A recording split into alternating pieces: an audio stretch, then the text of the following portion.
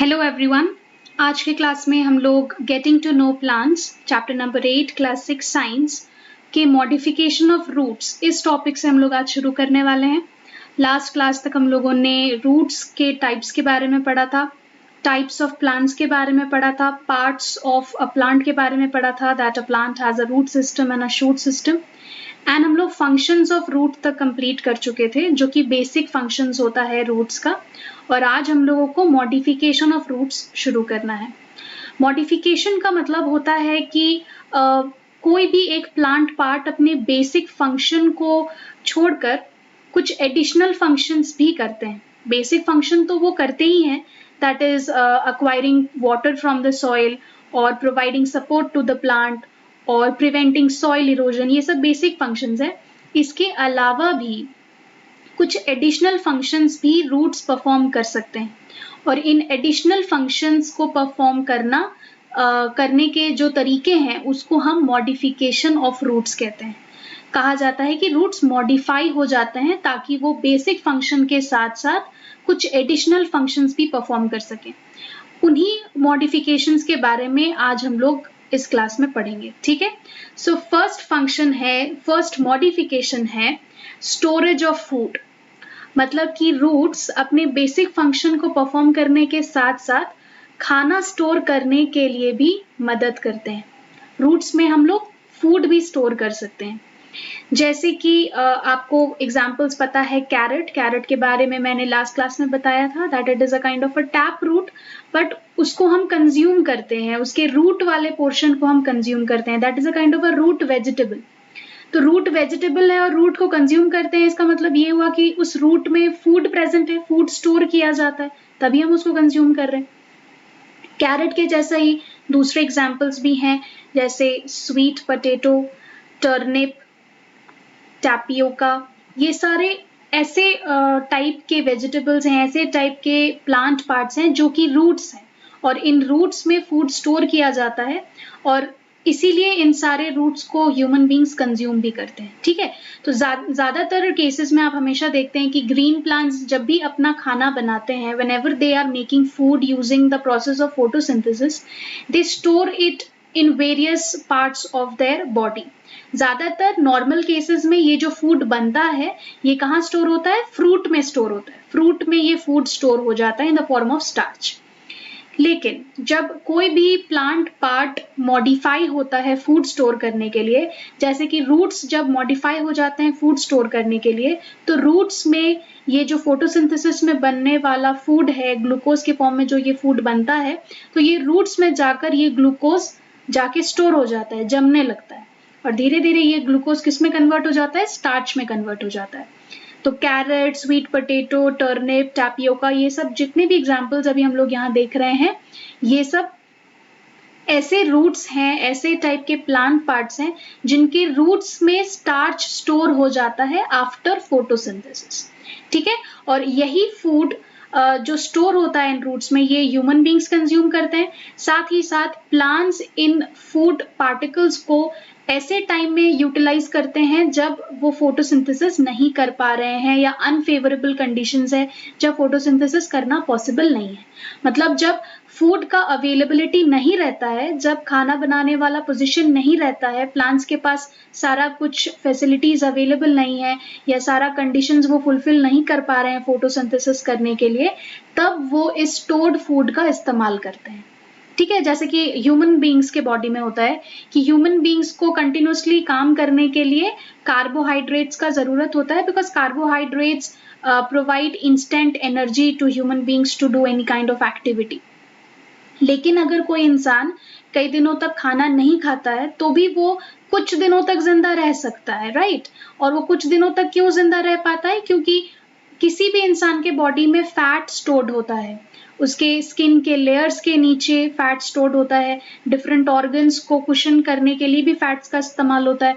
तो ये जो फैट का लेयर्स है, ये एक तरीके से स्टोर्ड फॉर्म ऑफ एनर्जी है जो बाद में ह्यूमन बींग्स इस्तेमाल कर सकते हैं जब उनको खाना नहीं प्रोवाइड किया जा रहा है या उनको किसी भी तरीके से वो कार्बोहाइड्रेट नहीं कंज्यूम कर पा रहे हैं। तो वो इस स्टोर्ड फॉर्म ऑफ फैट को या स्टोर्ड फॉर्म ऑफ एनर्जी को ब्रेक करके अपने डेली लाइफ प्रोसेसेस को कंटिन्यू कर सकते हैं। तो उसी तरीके से ये जो फूड स्टोर हो जाता है रूट्स में या किसी दूसरे प्लांट पार्ट में, ये फूड का इस्तेमाल प्लांट्स तब कर पाएंगे जब उनको फोटोसिंथेसिस करने के लिए पूरी तरीके से फेवरेबल कंडीशंस नहीं मिल रहा है।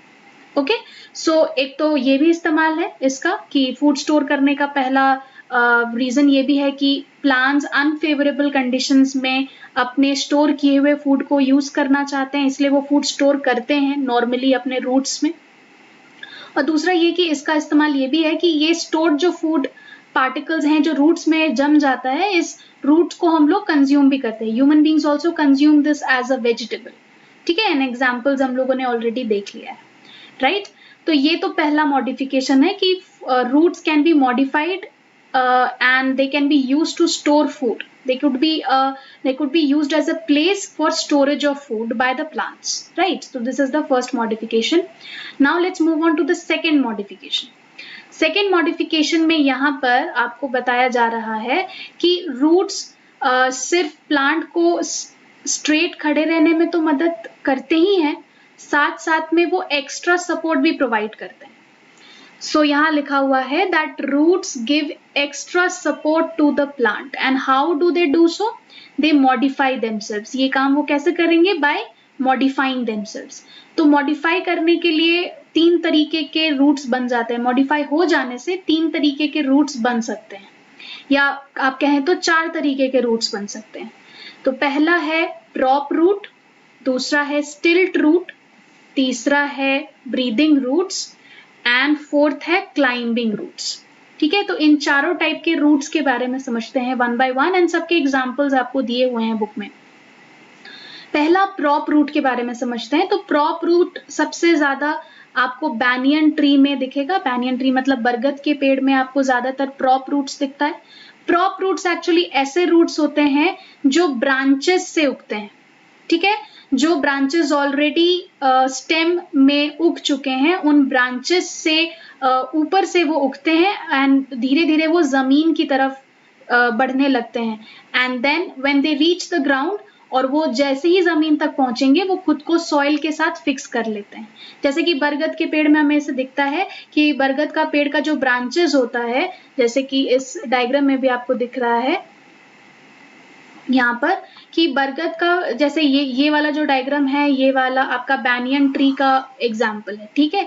इस बैनियन ट्री के एग्जाम्पल में आप कभी भी किसी भी बरगद के पेड़ को अगर आपने देखा होगा तो उसके ब्रांचेस से इस तरीके के रोप जैसा कुछ नीचे, रस्सी जैसा कुछ ऐसा नीचे आपका पहुंचता रहता है, and it starts fixing themselves in the ground. तो ये जो रस्सी जैसा स्ट्रक्चर्स जो नीचे की तरफ बढ़ता है, ये एक्चुअली कोई रोप नहीं है, कोई रस्सी नहीं है। These are actually prop roots. ये जो ब्रांचेस से नीचे की तरफ उगते हैं और खुद को सॉइल में फिक्स कर लेते हैं, ये एक तरीके से क्या है? These are all prop roots. ये एक तरीके के प्रॉप रूट्स हैं। So these are actually prop roots. And prop roots banyan tree क्यों उगाता है अपने ब्रांचेस में, क्यों उगाना प्रेफर करता है banyan tree? The reason behind that is कि प्रॉप रूट्स उगाने से ट्री को एक्स्ट्रा सपोर्ट मिलता है ताकि वो ट्री गिर नहीं जाए, ठीक है। तो ट्री को सीधे स्ट्रेट खड़े रहने के लिए और उसको एक्स्ट्रा सपोर्ट प्रोवाइड करने के लिए बैनियन ट्री अपने ब्रांचेस में प्रॉप रूट्स उगाते हैं। And prop roots look very similar to ropes. रस्सी जैसा वो दिखता है, लेकिन रस्सी वो होता नहीं है बिल्कुल भी। And it grows from the branches and quickly fixes itself to the ground. Okay, so this was about prop root. अब प्रॉप रूट के बाद अब हमें समझना है स्टिल्ट रूट। व्हाट इज अ स्टिल्ट रूट? तो स्टिल्ट रूट का एक एग्जाम्पल है मेज। मकई का जो पेड़ होता है या शुगर केन का जो पेड़ होता है या प्लांट होता है, उसमें ये रूट्स देखे जाते हैं, ये स्टिल्ट रूट्स देखे जाते हैं। अब स्टिल्ट रूट एक्चुअली सॉइल के ऊपर उगता है, जैसे कि आपको इस डायग्राम में दिख रहा है।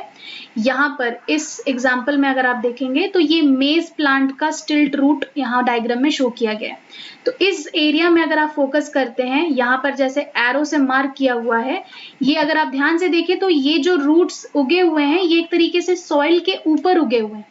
लेकिन हम जानते हैं कि रूट्स जनरली कहाँ उगते हैं? सॉइल के नीचे उगते हैं। तो ये जो स्टिल्ट रूट्स हैं, ये स्पेशल तरीके के रूट्स होते हैं जो बेस ऑफ द स्टेम से उगते हैं। मतलब अगर ये प्लांट है, suppose this is the tree जिससे स्टिल्ट रूट उगेगा और ये जमीन का ऊपर का हिस्सा है जहां पर उगना है, तो ये बेस ऑफ द स्टेम है। This is the base of stem, मतलब सबसे लोएस्ट पॉइंट स्टेम का जो जमीन से जुड़ा हुआ है।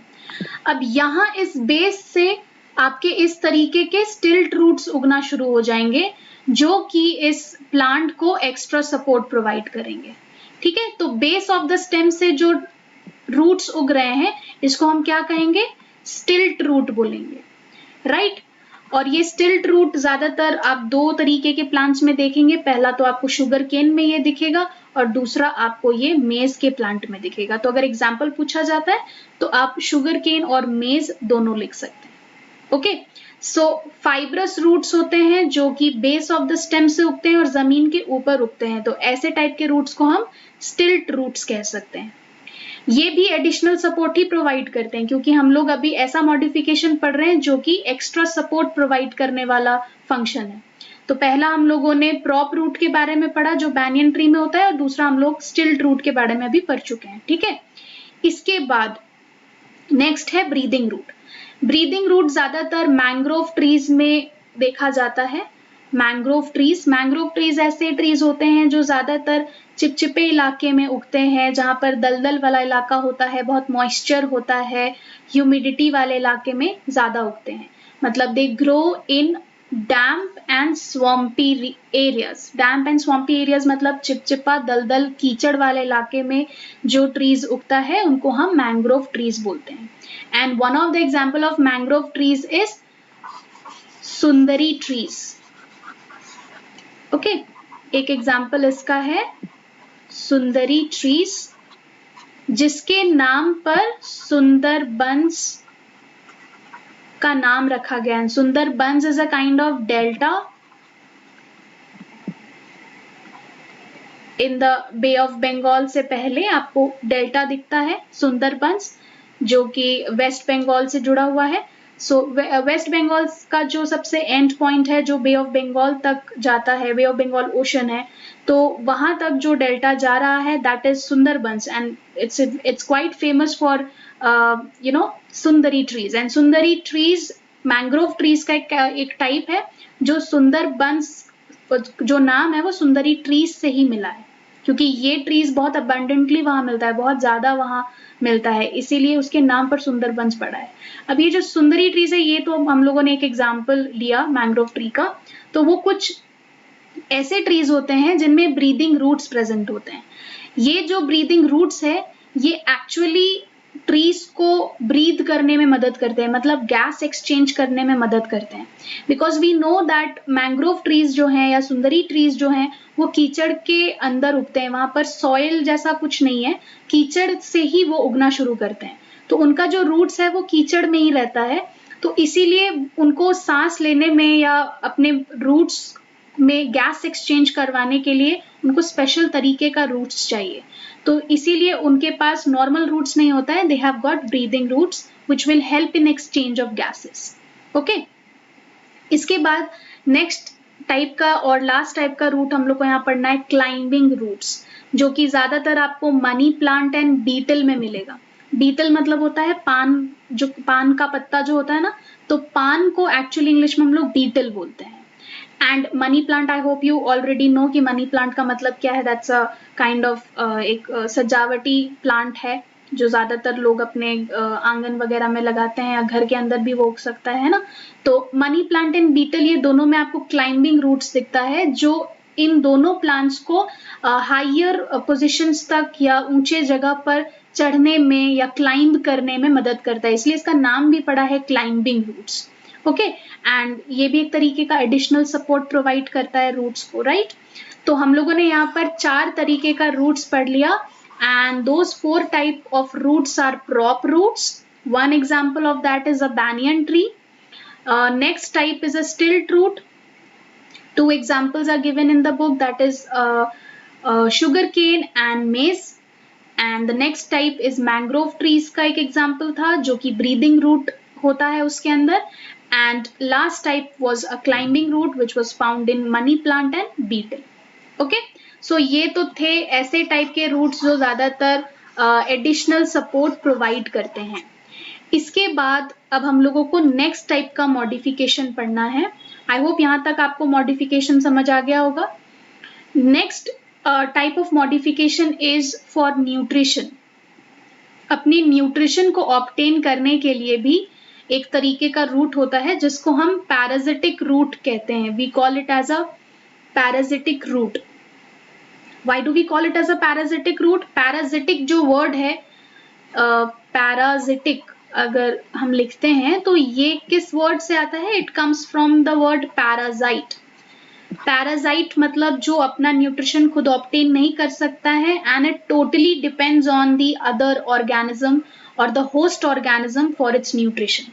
जैसे हम लोगों ने चैप्टर 1 में पढ़ा था ना, पैरासाइट एंड होस्ट के बारे में। एनिमल्स में पैरासाइट्स होते हैं एंड दो तरीके के पैरासाइट होते हैं, एंडोपैरासाइट एंड एक्टोपैरासाइट। तो वो हम लोगों ने एनिमल्स के रिस्पेक्ट में पढ़ा था। लेकिन प्लांट्स में भी पैरासाइट हो सकते हैं। प्लांट्स भी ऐसे हो सकते हैं जो पैरासिटिक नेचर के हो सकते हैं, जो पैरासिटिक न्यूट्रिशन करते हो और पैरासाइट की तरह अपना न्यूट्रिशन ऑब्टेन करते हो। तो पैरासिटिक प्लांट्स के बारे में आप लोग क्लास 7 में पढ़ेंगे। फर्स्ट चैप्टर में आपको पैरासिटिक प्लांट्स के बारे में भी पढ़ाया जाएगा। आपने क्लास 6 में एनिमल्स में जो पैरासाइट होते हैं उसके बारे में आपने पढ़ा। अभी 7 में आप लोग जब जाएंगे तो पैरासिटिक प्लांट्स के बारे में भी आप लोग को पढ़ाया जाएगा, ठीक है। उसका एक छोटा सा एग्जाम्पल यहाँ पर दिया हुआ है, dodder. So dodder is a kind of a parasitic plant जो जिसके पास पैरासिटिक रूट्स होते हैं। ऐसा रूट्स होता है जो कि होस्ट प्लांट के अंदर पेनिट्रेट करता है और पेनिट्रेट करने के बाद उस होस्ट प्लांट से वो अपना वाटर एंड न्यूट्रिएंट्स एब्जॉर्ब कर लेता है, ठीक है। Because dodder can not do photosynthesis. Dodder photosynthesis नहीं कर सकता है and it is not green in nature, it's not green in colour, and that is why photosynthesis करने में वो बिल्कुल भी काबिल नहीं है। इसीलिए वो अपना न्यूट्रिशन ऑब्टेन करने के लिए किसी भी ग्रीन प्लांट के ऊपर उगता है और अपने पैरासिटिक रूट्स को होस्ट प्लांट के बॉडी में पेनिट्रेट कर देता है, एंटर कर देता है, और उस पैरासिटिक रूट्स के मदद से वो न्यूट्रिएंट्स और वाटर धीरे धीरे एब्जॉर्ब करने लगता है होस्ट प्लांट से, ठीक है। तो होस्ट प्लांट पूरी तरीके से पैरासिटिक प्लांट को मदद करता है न्यूट्रिशन ऑब्टेन करने में।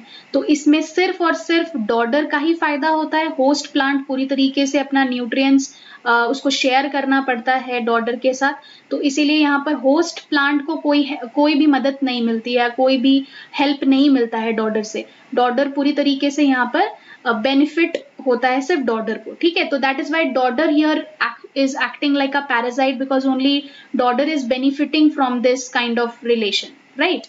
तो इसीलिए dodder is like a parasite in this example and it also has a parasitic root, ठीक है। तो यहाँ पर हम लोगों ने क्या मॉडिफिकेशन पढ़ा? यहाँ पर हम लोगों ने मॉडिफिकेशन पढ़ा कि रूट्स को न्यूट्रिशन ऑब्टेन करने के लिए भी यूज किया जा सकता है, जैसे कि पैरासिटिक प्लांट्स में, and one of the example is डॉडर, okay. Next is that some of the roots of plants such as dahlia can develop into new plants। मतलब ऐसे भी roots हो सकते हैं जो कि reproduction करने में मदद करेंगे। One example is given here as dahlia, ठीक है, क्योंकि वो new plants में develop हो सकते हैं। Roots, ऐसे roots जो कि new plants में directly develop हो सकते हैं। One example यहाँ पर दिया हुआ है उसका, ठीक है। So these were the modifications। Modifications मतलब हम लोगों ने शुरू में ही समझ लिया था कि ऐसा additional फंक्शन जो कि बेसिक फंक्शन से हट के हो और वो सिर्फ वाटर एब्जॉर्ब करने में मदद ना करे या सिर्फ सपोर्ट करने में मदद ना करे, उसके अलावा भी दूसरा फंक्शंस परफॉर्म करे, तो वैसे फंक्शंस को हम मॉडिफिकेशन ऑफ रूट्स कहते हैं, ओके। चलिए, तो रूट्स वाला topic I hope that is clear. Now I am going to give you some questions based on the modifications जो अभी तक हम लोगों ने पढ़ा है, उस पे बेस्ड हम लोग अभी कुछ क्वेश्चंस करेंगे। उसके बाद हम लोग स्टेम वाला टॉपिक शुरू करेंगे, okay. So I gave you 3 questions, now let us discuss all the answers. अभी तक आई होप आप लोगों ने सारे आंसर्स लिख लिए हैं। चलिए, पहला क्वेश्चन है, which of the following has stilt root. Now please tally your answers. जो भी अभी स्क्रीन पे आपको दिखेगा उसको टैली करना है अपने आंसर्स से, ठीक है। Which of the following has stilt root? Stilt root मतलब ऐसे रूट्स जो कि जमीन के ऊपर उगते हैं और एडिशनल सपोर्ट प्रोवाइड करते हैं। Okay, base of the stem से उगते हैं। तो ऐसा हमारा शुगर केन भी है, ऐसा हमारा मेज भी है, लेकिन बैनियन में प्रॉप रूट होता है। तो इसका मतलब हमको ऑप्शन डी चूज करना पड़ेगा, बोथ ए एंड बी, जिसमें शुगर केन भी इंक्लूड हो जाएगा और मेज भी इंक्लूड हो जाएगा। So the final answer for this question should be option D, both A and B. आप एक चूज नहीं कर सकते हैं यहाँ पर, है ना। सिर्फ शुगर केन चूज करेंगे तो दैट वुड बी रॉन्ग, क्योंकि मेज में भी स्टिल्ड रूट होता है। बैनियन तो चूज नहीं करना है बिकॉज उसमें तो प्रॉप रूट होता है। ओके, चलिए नेक्स्ट क्वेश्चन है, which of the following has parasitic roots. अभी थोड़ी देर पहले ही पढ़ा है हम लोगों ने। So the correct answer is dodder. Dodder is a kind of a parasitic plant and it contains parasitic roots. तो मेज, बैनियन एंड डलिया ये सब पैरासिटिक रूट्स नहीं होते हैं इन सब के पास, ठीक है। तो डॉडर के पास पैरासिटिक रूट होता है। Last question, which type of root has a root cap. इन सब में से कौन से रूट के पास रूट कैप होता है, जो कि एक तरीके का थिम्बल शेप्ड नोकीला होता है, एक प्रोटेक्टिव स्ट्रक्चर जो कि रूट के टिप पर प्रेजेंट होता है। तो ऐसा किसमें है, ऐसा फाइब्रस रूट में तो नहीं है। Adventitious root and fibrous root तो they mean the same. Lateral roots तो छोटे छोटे स्मॉलर रूट हेयर्स को हम लोग कहते हैं, तो उसमें भी ऐसा नहीं है। So the finally correct answer should be tap root. Tap root में रूट कैप प्रेजेंट होता है, जो कि हम लोगों ने कल के क्लास में डिस्कस किया था, राइट। ओके, अगर आपका ये सब आंसर्स, आपने यही सारे ऑप्शंस लिखे हैं, then your answers are absolutely correct. That means आप लोग अच्छे से ध्यान से पढ़ रहे थे ना, आपका कॉन्सेंट्रेशन था क्लास में, इसलिए सारा आंसर्स आपका सही हुआ है। Then very good. चलिए अभी हम लोग आगे बढ़ते हैं। रूट्स का सारा टॉपिक हम लोगों ने फिनिश कर लिया। हम लोगों ने टाइप्स ऑफ रूट पढ़ लिया है। Then we also read about what is a root, है ना। डेफिनेशन भी पढ़ा हम लोगों ने। देन हम लोगों ने बेसिक फंक्शंस भी पढ़ा, टैप रूट, फाइब्रस रूट के बारे में पढ़ा, उनके एग्जाम्पल्स पढ़ लिए। देन बेसिक फंक्शंस के बाद हम लोगों ने और क्या पढ़ा था, आज ही हम लोगों ने कंप्लीट किया मॉडिफिकेशंस ऑफ रूट्स। ओके, इसके बाद ये पहला प्लांट पार्ट हम लोगों ने कंप्लीट कर लिया। That means root system is now completed. Now इसके बाद हम लोग को शूट सिस्टम के डिफरेंट पार्ट्स पढ़ने हैं। शूट सिस्टम में सबसे पहला जो पार्ट हम लोग पढ़ेंगे that is about stem. Now we will now start with stem topic. Okay, चलिए देखते हैं स्टेम के बारे में क्या बताया गया है चैप्टर में। ओके, सबसे पहली चीज यहाँ लिखी हुई है that stem is a long central and main axis of the plant body. सबसे पहली बात, स्टेम लॉन्गर होता है, हमेशा लेंथ में ज्यादा होगा, सबसे लॉन्गेस्ट बॉडी पार्ट है प्लांट का। And it is the central and main axis, मतलब सेंट्रल एंड मेन एक्सिस मतलब ये प्लांट के बीचों बीच होता है और इसी के चारों ओर बाकी के प्लांट पार्ट्स इससे अटैच्ड होते हैं। तो ये एक तरीके से सेंट्रल बॉडी पार्ट है, बीचों बीच में ये प्लेस्ड होता है प्लांट बॉडी में। दूसरी चीज लिखी हुई है कि ये बाकी के जितने भी पार्ट्स हैं शूट सिस्टम के, बाकी के जो भी पार्ट्स होते हैं, जैसे लीव्स होता है, फ्लावर होता है, बड्स होता है, फ्रूट्स होता है, ये सब स्टेम में ही होते हैं, स्टेम ही से अराइज होते हैं, स्टेम से ही उगना शुरू होते हैं। तो stem is actually bearing all the other parts of the shoot system. Shoot system का बाकी का जितना भी पार्ट्स होता है, इन सारे पार्ट्स को बियर करने वाला, अपने ऊपर होल्ड करके रखने वाला, अपने ऊपर उगने देने वाला कौन सा पार्ट है, स्टेम। स्टेम के ऊपर ही ये सारे चीज बियर होते हैं, ठीक है। इसके बाद ये बताया जा रहा है कि स्टेम अपने अर्ली स्टेजेस में, मतलब शुरू में जब छोटा सा प्लांट होता है और वो धीरे धीरे अपने लेंथ को इंक्रीज करता है, तो अपने शुरुआती समय में, अपने अर्ली स्टेजेस ऑफ डेवलपमेंट में स्टेम सॉफ्ट होता है और ग्रीन कलर का होता है, और ऐसा वो जिंदगी भर रह जाता है हर्ब्स में। तो हम लोगों ने तो पढ़ा है कि हम लोग जानते हैं कि प्लांट्स अपने हाइट के बेसिस पर और अपने स्टेम के थिकनेस के बेसिस पर 3 तरीके के होते हैं, हर्ब्स, श्रब्स एंड ट्रीज। तो हर्ब्स में ये स्टेम हमेशा through out the life span soft और ग्रीन ही रह जाता है, लेकिन श्रब्स में ये कुछ टाइम तक सॉफ्ट और ग्रीन रहता है, लेकिन जैसे ही प्लांट मैच्योर हो जाता है, श्रब्स जैसे ही मैच्योर हो जाते हैं और अपने लाइफ स्पैन के लास्ट स्टेजेस तक पहुंचते हैं, तब तक ये जो स्टेम है ये थोड़ा सा हार्ड हो जाता है और वुडी हो जाता है, बट उसका थिकनेस उतना नहीं बढ़ता है क्योंकि श्रब्स में उतना थिक स्टेम्स नहीं होता है।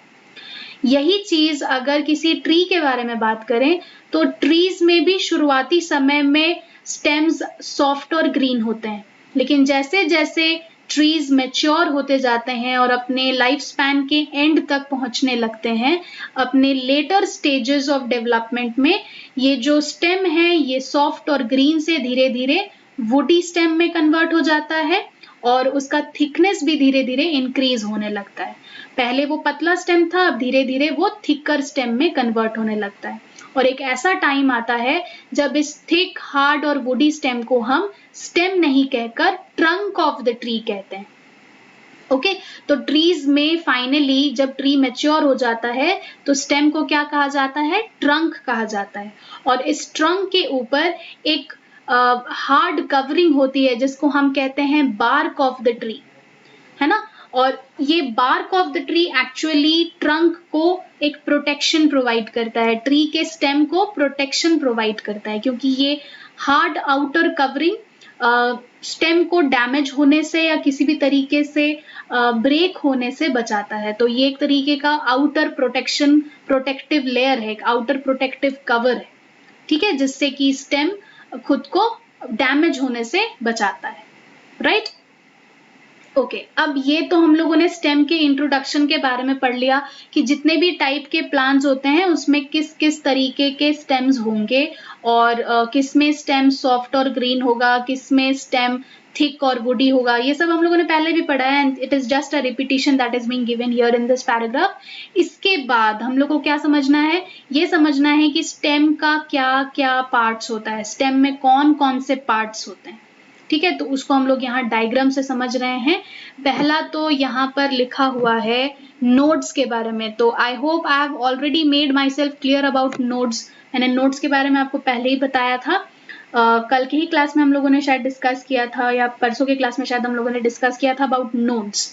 तो नोड्स ऐसे पॉइंट्स होते हैं स्टेम में जो लीव्स ग्रो करने में मदद करते हैं, मतलब ऐसे पॉइंट्स जहां से लीव्स ग्रो करना शुरू करेंगे उन पॉइंट्स को हम लोग नोड्स कहते हैं, राइट। तो वही चीज यहाँ लिखी हुई है कि nodes are the points on the stem from which leaves grow.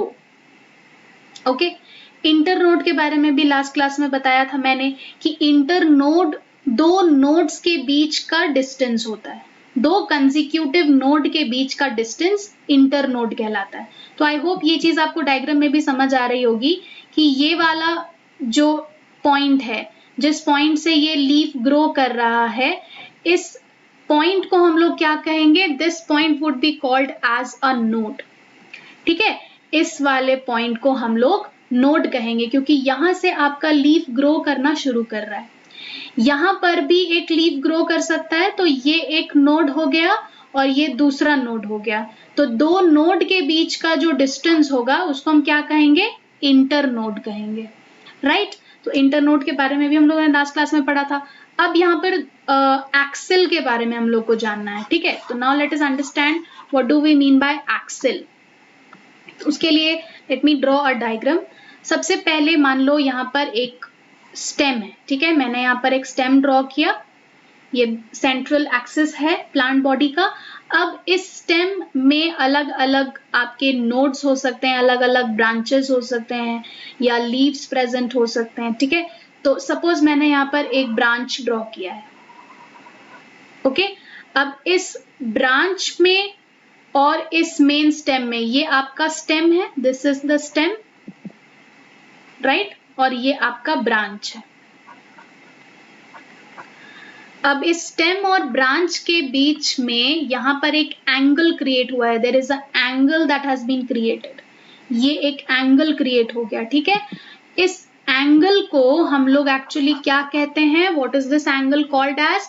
This angle is called as a axil, ठीक है। इसी एंगल को हम क्या कहते हैं? एक्सिल कहते हैं, ठीक है। तो किस किस के बीच में एंगल बना? स्टेम के बीच में एंगल बन रहा है और ब्रांच के बीच में एंगल बन रहा है। इन दोनों के बीच में जो एंगल बनेगा उस एंगल को हम लोग एक्सिल कहेंगे, ठीक है। तो this is one type of axil that I have drawn and tried to explain you, ठीक है।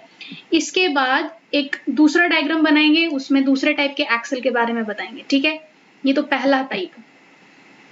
नेक्स्ट डायग्राम में एक और यहाँ पर मैंने स्टेम बनाया। This is again a diagram of a stem, ठीक है। This is again a stem. अब इस स्टेम के साथ एक stock of the leaf attached है। मान लो यहाँ पर मैंने एक लीफ बनाने की कोशिश की, छोटा सा एक लीफ यहाँ बना देते हैं, पत्ता अटैच्ड है, right. And this is the stock. Stock मतलब डाली, छोटी सी डाली जो लीफ को अटैच कर रही है उस स्टेम के साथ, ठीक है। और इस स्टॉक को हम लोगों ने लास्ट क्लास में पढ़ा था पार्ट्स ऑफ अ प्लांट में, that this is also called as a petiole. इसको हम लोग पिटियोल भी कहते हैं। अब यहाँ पर एक एंगल बन रहा है, इस एंगल को हम क्या कह सकते हैं? ये हो गया आपका स्टेम, राइट, और ये हो गया आपका स्टॉक या लीफ। स्टॉक का जो एक डाली है जिससे लीफ अटैच्ड है, इन दोनों के बीच में एक एंगल क्रिएट हो रहा है, राइट। इन दोनों के बीच में एक एंगल क्रिएट हो रहा है और इस एंगल को भी हम एक्सिल कह सकते हैं। This angle could also be called as a axil, ठीक है। So let me draw the diagram once again. I just erased it, so let me draw it again.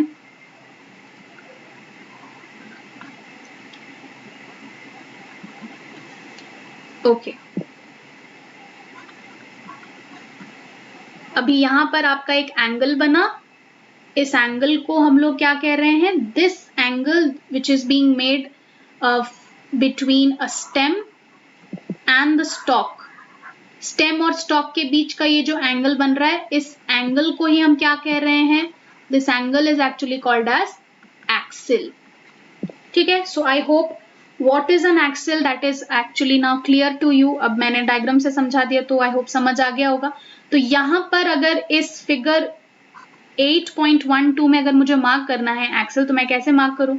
मैं यहाँ पर मार्क कर सकती हूँ इस तरीके से। ये आपका मेन स्टेम है, this is the main stem, right, and this is the stock. ये जो है ये आपका स्टॉक है जिससे कि नया लीफ बन रहा है या नया ब्रांच बनेगा, जो भी। अब ये दोनों के बीच में जो एंगल है, ये आपका स्टेम का लाइन है और ये आपका स्टॉक का लाइन है। इसके बीच का ये वाला जो एंगल है, इस एंगल को हम क्या कहेंगे? This angle would be called as axil, okay. तो I hope now axil topic is clear to everybody. अभी इसके बाद हम लोग नेक्स्ट टॉपिक समझेंगे, दैट इज अ बड, ठीक है। Now let us understand what is a bud. Buds के बारे में बताया जा रहा है that buds are swollen structures. मैंने पहले भी आपको बताया था कि बड्स स्वोलन स्ट्रक्चर्स होते हैं, फूले हुए स्ट्रक्चर्स होते हैं, जो कि या तो एक्सल पर उग सकते हैं या तो एपेक्स में उग सकते हैं, मतलब टिप ऑफ द स्टेम में उग सकते हैं। जैसे suppose if I draw a diagram and try to tell you what is a bud, then it would be much more clear to you. जैसे एक स्टेम मैंने यहाँ पर ड्रॉ किया और यहाँ पर मैंने एक ब्रांच भी ड्रॉ किया, ठीक है। अब ये जो स्टेम है ये ऊपर की तरफ इस तरीके से जा रहा है और यहाँ नीचे इसका रूट्स है जमीन में, बाकी के इसके और भी इस तरीके से ब्रांचेस हैं और लीव्स वगैरह हैं इसका, राइट।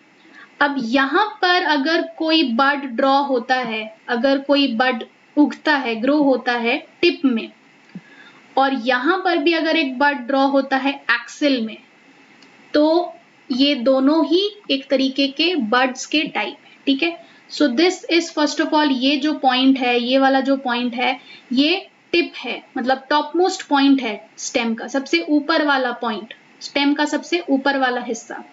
तो ये टिप है स्टेम का, ठीक है। So this is the tip of the stem, और इस टिप को हम एक्चुअली क्या कहते हैं? एपेक्स कहते हैं, ओके, एपेक्स कहेंगे। और इस एपेक्स में उगने वाले इस बड को, ये एक तरीके का क्या हो गया? This is actually a kind of bud, ठीक है। ये जो मैंने स्वोलन स्ट्रक्चर बनाया है, ये एक तरीके का बड है, ठीक है। Now this bud is growing at the tip, okay. एक और बड है जो एक्सिल में उग रहा है। There is one more bud that I have drawn on the screen which is actually growing in the axil. ये वाला जो जगह है, ये जो एंगल वाला हिस्सा है, इसको हम क्या कहते हैं? एक्सिल कहते हैं, राइट? और यहाँ पर भी एक बड उग रहा है. This is also a bud that is growing in the axil. ठीक है, तो इस बड को हम क्या कह सकते हैं? ये भी एक तरीके का बड है जो एक्सिल में उग रहा है. अब मान लेते हैं एक और बड है जो यहां पर उगेगा. सपोज यहां पर एक और बड है जो उग रहा है लाइक दिस. ठीक है, और बाद में ये फ्लावर में कन्वर्ट हो जाएगा. ठीक है, so this is also a bud and later on this can convert into a flower. मतलब ये एक तरीके से कली है जो फ्लावर में ब्लॉसम हो सकता है बाद में जाके. ठीक है, तो अब यहाँ पर मैंने 3 तरीके का बर्ड्स बना दिया. एक ऐसा बर्ड है जो कि टिप में उग रहा है, मतलब स्टेम के सबसे लास्ट पॉइंट पर उग रहा है. दूसरा एक बर्ड है जो एक्सेल में उग रहा है, और तीसरा एक बर्ड है जो फ्लावर में बाद में कन्वर्ट हो सकता है. इन तीनों टाइप के बर्ड्स का स्पेशल नाम है जो हम लोग आगे पढ़ रहे हैं चैप्टर में. ठीक है, what are the special names that are given to these birds? Let us write down one by one. सबसे पहला तो ये जो टिप में उगने वाला बर्ड है, ये जो एपेक्स में उगता है, टिप को हम क्या कह सकते हैं? एपेक्स कह सकते हैं. तो एपेक्स में उगने वाले बर्ड को हम क्या कहते हैं? एपिकल बर्ड कहते हैं. ओके, क्योंकि ये एपेक्स में उगता है. एपेक्स वर्ड से आ गया एपिकल. तो apical bud is the bird that is growing at the apex of the stem, right? तो सबसे टिप में, सबसे टॉप मोस्ट पॉइंट पर उगने वाले बर्ड को हम एपिकल बर्ड कहेंगे. ठीक है, अब इस एपिकल बर्ड का काम क्या है? एपिकल बर्ड का काम है कि वो अपने आप को नए ब्रांचेस में या नए लीव्स में कन्वर्ट कर सकता है. और सिंस वो सबसे ऊपर उगता है तो इसीलिए उसके ग्रो करने से, उसके साइज में इंक्रीज होने से प्लांट का हाइट इंक्रीज होता है. ठीक है, so apical bud is actually helping to increase the height. Okay, to increase the height of plant. Okay, so it helps in the increase in the height of the plant. Okay, अभी एक दूसरा type का bird यहां पर हम लोगों ने देखा था जो कि एक्सिल पर उगता था. एक्सिल में उगने वाले बर्ड को हम लोग क्या कहेंगे? एक्सिलरी बर्ड कहेंगे. ठीक है, एक्सिलरी बर्ड कहेंगे. ठीक है, क्योंकि वो एक्सिल में उगता है. तो एक्सिल वर्ड से ही आ जाएगा एक्सिलरी बर्ड. अब इस एक्सिलरी बर्ड का काम क्या है कि ये भी ब्रांचेस या लीव्स में कन्वर्ट हो सकता है, लेकिन सिंस ये स्टेम के साइड्स पर उगता है या ब्रांचेस और स्टेम के बीच में उगता है, तो इसीलिए ये नए ब्रांचेस डेवलप करने में मदद करेगा, नए लीव्स डेवलप करने में मदद करेगा, और ये हाइट इंक्रीज करने में मदद नहीं करता है क्योंकि ये टिप में नहीं उग रहा है, ये साइड्स पर उगता है. इसीलिए ये थिकनेस बढ़ाने में मदद करता है या ट्री को डेंसर बनाने में मदद करता है. ठीक है, इंक्रीजेस द थिकनेस और डेंसिटी ऑफ द प्लांट. ठीक है, तो प्लांट कितना घना होगा, ट्री कितना घना होगा, उसमें कितने ज्यादा ब्रांचेस होंगे या उसका थिकनेस कितना ज्यादा होगा, ट्री कितना डेंस होगा, ये एक्सिलरी बर्ड्स पर डिपेंड करता है. ओके, इसके बाद यहाँ पर मैंने एक फ्लोरल बर्ड भी बनाया है. ये बर्ड को हम क्या कह सकते हैं? फ्लोरल बर्ड कह सकते हैं. फ्लोरल वर्ड आता है फ्लावर से, क्योंकि ये ऐसा बर्ड है जो फ्लावर में कन्वर्ट होता है. ठीक है, तो फ्लावर में कन्वर्ट होने वाले बर्ड्स को हम फ्लोरल बर्ड्स कहेंगे, राइट? और इन सब के बारे में आपको चैप्टर में आगे बताया गया है.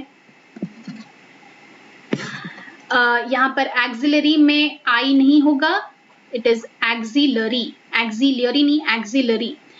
सो as you can see that in the chapter also, आपको चैप्टर में भी यहाँ आगे बताया गया है that there are 3 kinds of birds. Axillary bird, right? Axillary bird, then there is a apical bird, then there is floral bird. ठीक है, 3 तरीके के birds होते हैं. तो एक्सिलरी बर्ड नए ब्रांचेस डेवलप करते हैं जिससे कि ट्री का जो विड्थ है वो इंक्रीज हो सकता है ना। ट्री का विड्थ इंक्रीज होगा, प्लांट का विड्थ इंक्रीज होगा या थिकनेस बढ़ेगा, डेंसिटी बढ़ेगा। फ्लोरल बर्ड से नए फ्लावर्स बनेंगे एंड एपिकल बर्ड से height of the plant increase होगा, राइट। तो I hope the types of buds are absolutely clear to you.